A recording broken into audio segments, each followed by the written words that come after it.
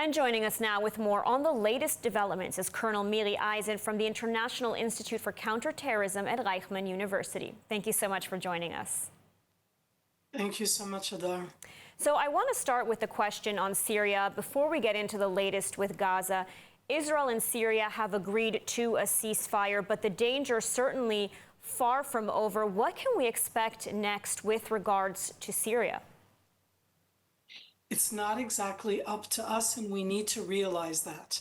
The challenges that are inside Syria pre-existed everything that has to do with Israel. Syria is made up out of a lot of different ethnic groups, religious groups, and the clash that we've seen over almost a week between Bedouin, Sunni, and between the Druze is something that you've seen inside Syria for years, and may I remind everybody, almost 13 years of a horrific civil war. Israel stepped in on behalf of Druze. We have our Druze population, and this is also in southern Syria near us. I am more worried about what will happen by the Syrians themselves. Right now, the Druze, Syrian Druze inside that arena did not allow in a government convoy. They only allowed in what is a Red Crescent, like a Red Cross, a Red Crescent convoy. So it's still not yet stabilized. Unfortunately, we'll continue to follow what's happening in Syria, but I want to turn now to Gaza, a major development on this front.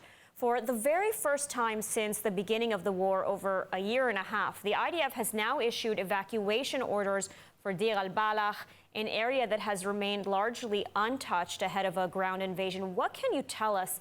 What is the significance of this move, and why only now?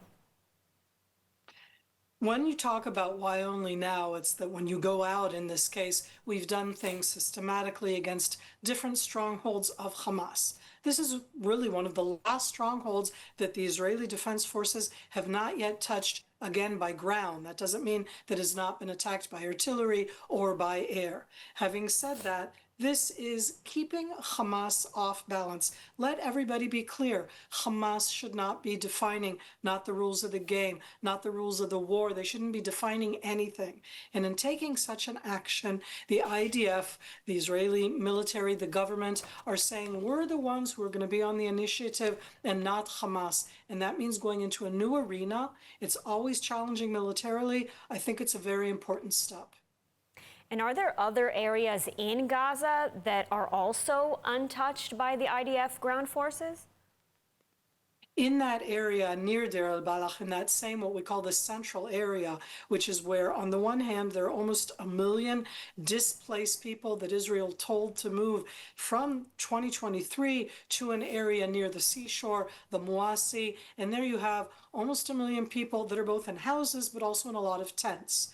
Deir al-Balak is a town, I really should say it's a very large city, which has not yet been attacked, evacuated by Israeli forces. That means that Hamas's underground subterranean arena, all of the different positions that we talk about, their capability to make weapons are now inside these last strongholds of Hamas that have not been touched by the IDF ground forces.